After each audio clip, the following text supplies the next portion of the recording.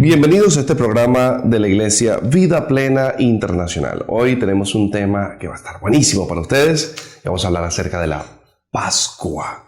Y como estamos en vísperas de esto, de lo que es la Semana Santa, que honestamente para mí todas las semanas son santas, pero como es una costumbre hablar que si del Vía Crucis de Cristo, que si la cena, que si su muerte, que la resurrección, hoy quiero hablar de la Pascua, sus implicaciones, que representa en la actualidad y todo lo demás, ¿vale?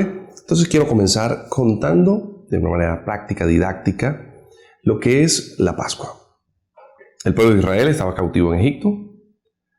Dios decide que el pueblo de Israel tiene que ser libertado para conquistar la tierra que Dios ya le había asignado a Abraham, que era Canaán, que es lo que es actualmente el Israel. Entonces, cuando comenzaron las peticiones de parte de Moisés a Faraón, que era como su hermano de crianza, Faraón comenzó a darle negativas, excusas y negativas, y el pueblo de Israel nunca terminaba de salir de Egipto. A lo que Dios decide desatar 10 plagas, incluida que si la plaga de sangre, ranas, moscas, muerte de los animales, una cantidad de cosas, hasta que llega la plaga de los primogénitos. ¿Por qué la plaga de los primogénitos? Resulta que los primogénitos, todo primogénito a nivel mundial es de Dios por haber nacido primogénito. Y eso es lo que siempre ha determinado justamente la primogenitura. Ojo, la primogenitura no solamente era tenida en cuenta para los israelitas de aquella época. También los primogénitos, eso tenía mucho que ver en Egipto, en la Babilonia antigua, tenía mucho que ver en las como diríamos, en las sociedades primitivas.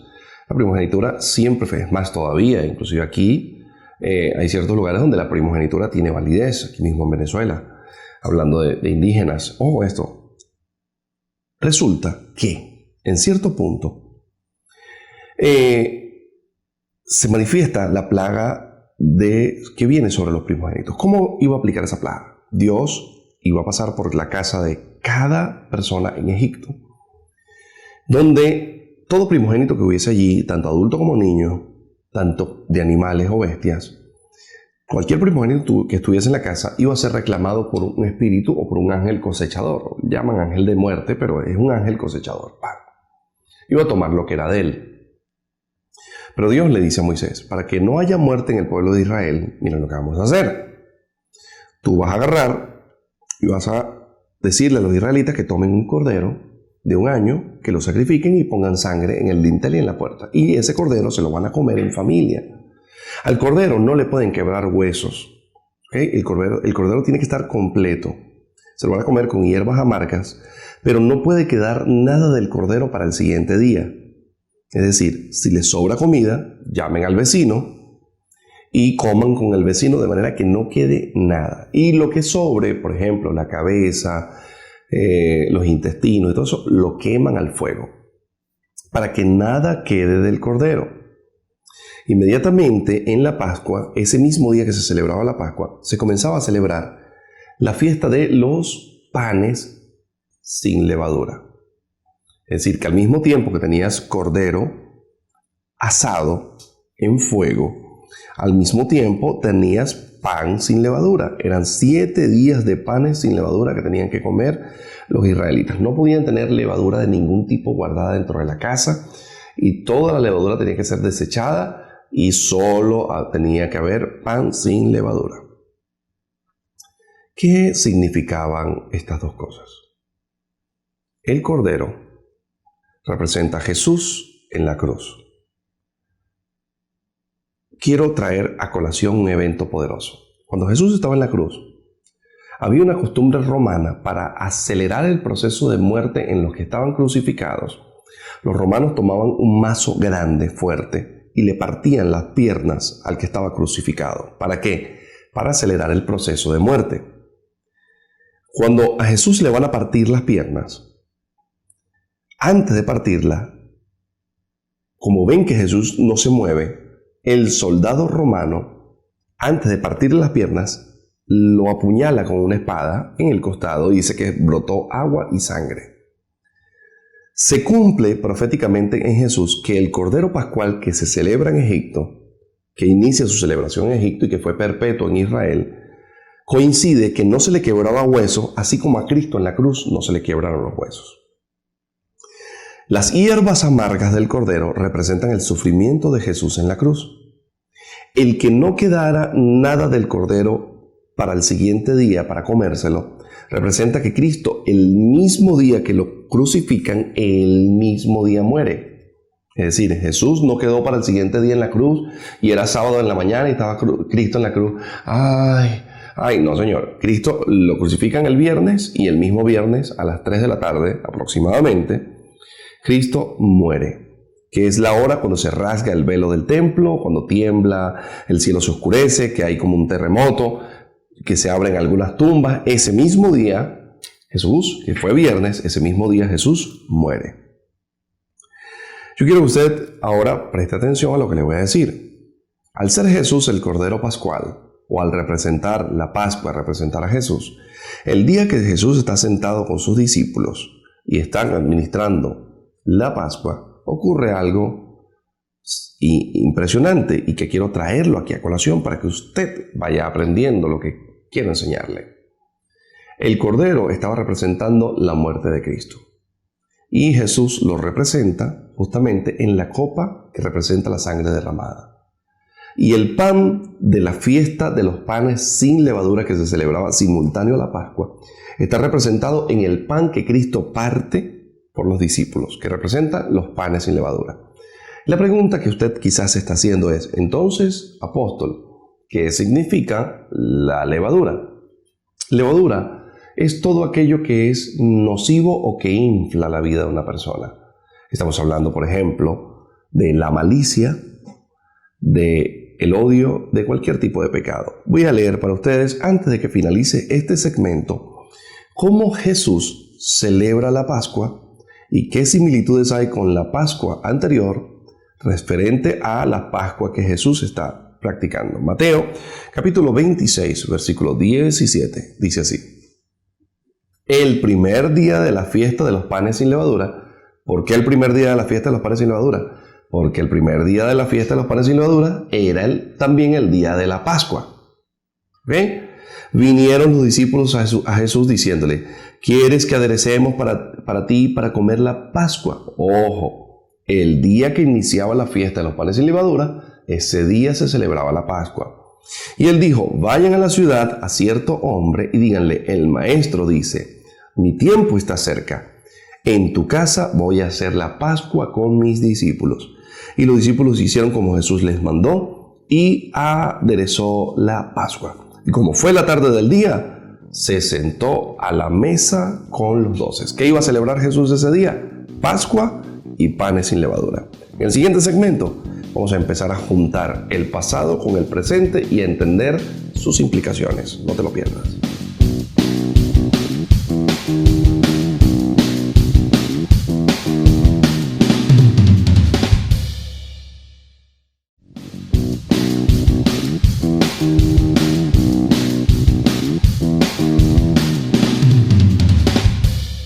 Continuamos en este programa de la Iglesia Vida Plena Internacional. Estamos hablando acerca de la Pascua. Y ya explicamos históricamente dónde nace. Y ahora estamos explicando, 1300 años después, en lo que acabamos de leer en la Biblia, cómo Jesús practica la Pascua y la fiesta de los panes sin levadura. Hay gente que me dice, pero en la Pascua no había pan. Es verdad, en la Pascua no había pan. Pero mediante se celebraba la Pascua, inmediatamente se celebraba la fiesta de los panes sin levadura. Y eran dos fiestas distintas, pero pegadas en inicio. Es decir, iniciaban el mismo día. Solo que la Pascua duraba un solo día y la fiesta de los panes sin levadura duraba 7 días continuos. Hay gente que me ha dicho, pero entonces, ¿por qué Jesús le da pan y vino a sus discípulos? Porque el pan estaba representando la fiesta de los panes sin levadura y la Pascua está representando a Jesús crucificado. Bien, ahora, hubo un cambio de sacerdocio. Hay gente que me ha preguntado, pero ¿por qué si los levitas eran el sacerdocio que siempre funcionó, por qué ya no? El libro de Hebreos, capítulo 7, versículos 17 y 18, y lo voy a parafrasear para ustedes, nos dice que el sacerdocio levita fue abrogado. La abrogación es cuando tú sacas una ley que es del mismo tamaño que la otra, pero que ésta hace que la ley anterior deje de funcionar y entra en vigencia aquella que la abroga. ¿Ok? Jesús cumplió todos los requisitos del sacerdocio. Es decir, Jesús no era levita, Jesús era de la tribu de Judá, pero fue circuncidado, fue presentado en el templo, fue bautizado por Juan el Bautista, su primo, un levita, que él lo bautizó para desatar en él el sacerdocio. Jesús, no obstante, fue vendido por Judas, que también es una representación del pago de la redención de la primogenitura para poder acceder al sacerdocio. Jesús cumple todos los parámetros sacerdotales en ese momento. Ahora, en ese momento que Jesús cumple los parámetros sacerdotales, el sacerdocio levita es removido. Agarran el sacerdocio levita, lo pasan para acá y dicen, a partir de ahora funciona el sacerdocio melquisedita, que es el sacerdocio de Jesucristo. Por eso vemos en el libro de Hebreos que dice, Jesús es sacerdote para siempre según el orden de Melquisedec. Cuando se hace el cambio de sacerdocio, ¿por qué se hace el cambio de sacerdocio? Porque ya el cordero pascual no tiene que morir, ya no tiene que matar un corderito. Jesús estaba sustituyendo al cordero. Pero la sangre del cordero podía durarte un año. Pero la sangre de Cristo, como resucitó y es perpetua, podía mantener el perdón toda la vida y durante todo el tiempo que cualquier persona se acerque a él en cualquier momento. Allí se hace el cambio del sacerdocio. ¿Por qué? Dice que el sacerdocio levita era débil e ineficaz. ¿Por qué? Porque tenías que repetirlo constantemente. Y bueno, inclusive el sumo sacerdote tenía que ofrecer un sacrificio por él, para purificarse a sí mismo, para después purificar al pueblo. En cambio, Cristo es el Cordero y se convierte en el sumo sacerdote y automáticamente su sangre limpia a todos los que llegan a él. Entonces, ¿cuál es la diferencia? La Pascua anterior era un animal, tenía que tener hierbas, pero en la Pascua actual es Cristo, es pan y es vino, y ya lo expliqué. Luego, ¿qué hacía la Pascua anterior? Bueno, apartaba a los niños de la muerte y a los primogénitos, guardaba la familia y pactaba la familia con Dios. Pero la Pascua actual, es decir, la cena de Cristo, lo que Cristo practicó con sus discípulos ese día, tiene un efecto muchísimo más preponderante. Y quiero que usted lo analice conmigo en este momento, porque esto va a ser determinante para usted.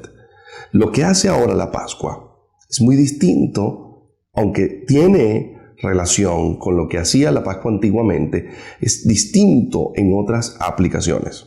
Por ejemplo, aquello tenía que ser completamente físico. En este tiempo, su efecto es espiritual y de lo espiritual va a lo físico. En tal sentido, cuando las familias celebraban la Pascua en la antigüedad, el espíritu de muerte no podía tocar a los israelitas. Porque decía yo en una predicación estos días que lo que está muerto no puede volver a morir. Cuando la sangre era puesta sobre las casas de los israelitas en la antigüedad, esa sangre representaba que ahí adentro de esa casa ya había un muerto. Por lo tanto, el espíritu de muerte, al ver la sangre en las puertas, pasaba de largo y decía, aquí ya no puedo cobrar vida porque hay una vida que ya pagó. Eso representa el pacto en la sangre de Cristo. Jesús le dice a los discípulos, cada vez que bebas esta copa, esto representa el nuevo, no dice el viejo, representa el nuevo pacto en la sangre de Cristo. Y ese pacto en la sangre de Cristo ya tiene 2000 años, pero sigue siendo nuevo. ¿Por qué es nuevo? Porque cada vez que una persona llega a Cristo Jesús, el pacto es nuevo para la persona que está llegando a los pies de Jesús. En este sentido, entonces, los hijos de los egipcios, y Egipto está representando a aquel que no es de Dios, los hijos de los egipcios y todos los primogénitos y todos los animales primogénitos murieron el día que la muerte los reclamó. Pero ninguno de los israelitas, ni los bienes de los israelitas, ni los caballos, ni las vacas, ni los toros, ni los ovejos, ni siquiera los perros primogénitos murieron. Esto nos dice algo poderosísimo, que la Pascua tiene una representación espiritual de esconderte de la muerte. Su primera representación espiritual es que estás fuera del radar de la muerte. La muerte no te puede reclamar, porque la sangre del Cordero Pascual, y en este caso de Cristo, está diciendo que tú ya moriste, y lo que está muerto, la muerte no lo puede reclamar. Usted dirá, pero yo estoy vivo. Sí, pero al tener la sangre, tiene la sangre de un muerto. Cristo muere por ti para que tú no tengas que morir por él. El Cordero murió por los israelitas para que los israelitas no tuviesen que morir por el Cordero. Pero los egipcios no sacrificaron el Cordero, por lo tanto murieron porque no había Cordero. En este sentido, la muerte de Cristo anuncia que usted está en Pascua, y la Pascua te esconde de la muerte.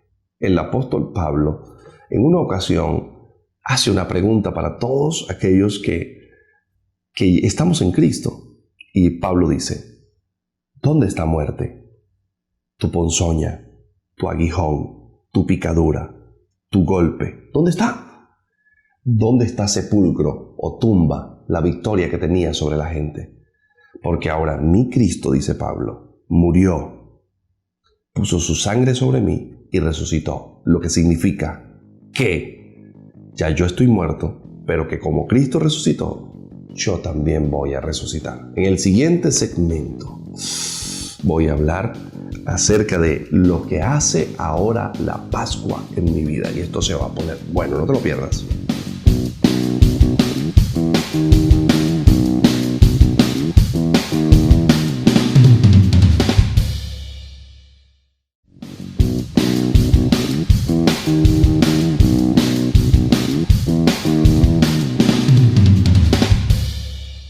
Señores, y continuamos en este programa de la Iglesia Vida Plena Internacional y estamos hablando hoy de la Pascua. Justamente porque estamos en este tiempo donde la gente le llama Semana Santa. Para mí, todas las semanas son santas, pero es la costumbre de pensar, bueno, de que el Vía Crucis, que la cena, que la Pascua, de todo esto. Y bueno, y por eso estamos trayendo este tema para que usted pueda estar enterado de la realidad.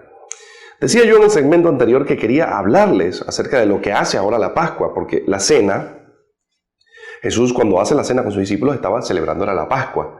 De manera que hay una implicación, hay una relación, hay una sinergia allí muy fuerte entre lo que es la Pascua y la Cena del Señor. De manera que eso es inseparable. Pudiéramos decir de alguna forma que la Pascua es la cena, solo que con un cambio de sacerdocio. Ahora, ¿qué hace ahora la Pascua o la Cena de Cristo en mi vida? Primero que nada, apartar a los hijos de la muerte. Sí, definitivamente lo mismo que hacía en Egipto, para que el espíritu de muerte no tocara la vida de los creyentes, lo mismo que hace hoy. Ahora la muerte no tiene potestad sobre mí porque el que murió por mí también resucitó y ahora yo también voy a resucitar, decía yo en el segmento anterior. Entonces no solamente me guarda a mí, sino que guarda a mi familia. Pablo le dijo al carcelero. Ellos salen, tiembla la cárcel, el carcelero cree que la gente se escapó de la cárcel y cuando se va a quitar la vida el carcelero romano, Pablo le dice, no lo hagas. Estamos aquí todos. Entonces él le dice, yo quiero creer en Jesús, en tu Jesús, ¿qué hago? Y Pablo le dice, cree en Cristo y serás salvo tú y tu casa. La Pascua se celebraba en familia porque la protección no era solamente para un miembro en particular de la familia. La celebración era para todos los miembros y la protección era para todos los miembros y la bendición era para todos los miembros. Es tan fuerte el tema de la Pascua que hasta el extranjero que estaba invitado en tu casa, si era circuncidado, podía practicar la Pascua. Ojo esto, piensen lo que le estoy diciendo, porque guarda tu vida, guarda la vida de tu familia, pero lo más poderoso de la Pascua actual es que esta te pacta nuevamente con Dios. Es decir, lo que estaba roto en tu relación con Dios se vuelve a crear, es recreado en una nueva relación con Dios, pero a través de la sangre de Cristo. Por eso que Jesucristo dice, mira, yo soy el camino, yo soy la verdad y yo soy la vida y nadie llega al Padre si no es por mí. Esa expresión tiene que ver con la Pascua, porque el que no tiene la sangre del Hijo de Dios no puede ser hijo de Dios. Hay gente que dice, yo soy hijo de Dios. Y la pregunta es, ¿usted tiene la sangre de Cristo? No. Entonces usted no es hijo de Dios, usted es creación de Dios. Hay una diferencia entre ser creación de Dios y entre ser hijo de Dios. Hay gente que dice, todos somos hijos de Dios. Eso es falso. ¿Ok? Todos somos creación de Dios. Sí, es verdad. ¿Es la voluntad de Dios que todos sean sus hijos? Sí, también eso es verdad. ¿Todos son hijos de Dios? No. ¿Quiénes son hijos de Dios? Los que tienen la sangre de la Pascua. Ahora, ¿por qué? ¿Qué es lo que hace que un hijo sea mi hijo? Que tiene mi sangre. Mi hija Valesca, mi hijo Luis Carlos son hijos directos de mi persona y de Andreina porque tienen nuestra sangre. Sí, es verdad que hay hijos adoptados, está bien, y también son tenidos por hijos, pero cuando hablamos de naturaleza, la naturaleza solo se da por sangre. Y Dios no quiere hijos adoptados. Ojo esto, aunque se habla de adopción para nosotros. Dios quiere hijos naturales. Pero para Dios resolver el tema de los hijos naturales, Dios decide que la sangre del Cordero Pascual, que es Cristo, caiga sobre nosotros. Cuando la sangre de Cristo cae sobre nosotros, no es que te cae por fuera, es que la sangre de Cristo te limpia por dentro. Y cuando la sangre de Cristo se mete dentro de tu cuerpo, tú inmediatamente eres hermano de Cristo e hijo de Dios. Por eso es que yo no puedo decir que soy hijo de Dios por electividad. Yo soy hijo de Dios por legalidad. La Pascua te da legalidad para ser hijo de Dios, porque tienes la sangre del Hijo. Legalmente, por eso es que el apóstol dijo en una ocasión, a lo suyo vino, pero los suyos no le recibieron. Pero a todos los que le recibieron les dio la potestad. Quite la palabra potestad y váyase al hebreo y entienda que la palabra potestad, dice, les dio la potestad de ser hechos hijos de Dios. La palabra potestad significa derecho. Es decir, usted es hijo porque tiene la misma sangre. Esa sangre te pacta. Al recibir la sangre del Hijo, tienes de manera indirecta y de forma ineludible, insoslayable, tienes la sangre del Padre. Por lo cual eres hijo del Padre. De manera que ahí en ese momento cambias la paternidad. Yo recuerdo un texto bíblico donde el muchacho le dice a Jesús, te quiero seguir. Y Jesús le dice, pero ven, sígueme. Y él le dice, pero deja primero que vaya y entierre a mi papá y a mi mamá que acaban de morir. Y Jesús le dice, no los vas a enterrar.